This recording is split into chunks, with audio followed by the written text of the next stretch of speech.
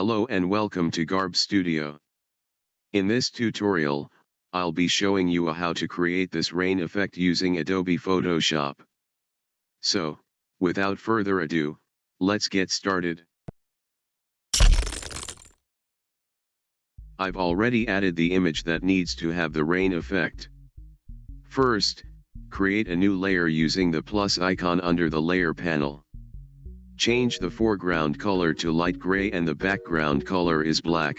You can change foreground color according to the image you use.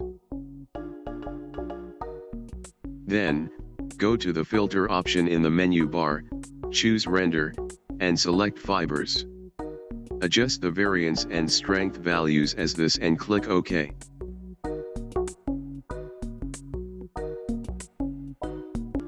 Select the new layer and change the blending mode from normal to screen.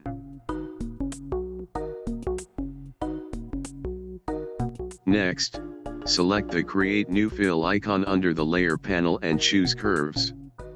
Under the Curves panel, select the Click to affect all layers below option and adjust the settings as follows.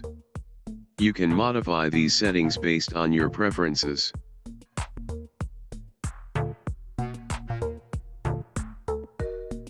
Now, go to the filter option in the menu bar again, choose Blur, and select Motion Blur. Adjust the distance value accordingly and click OK. Now, you will have achieved your desired rain effect. Thank you for watching this tutorial. I hope you found it helpful and informative.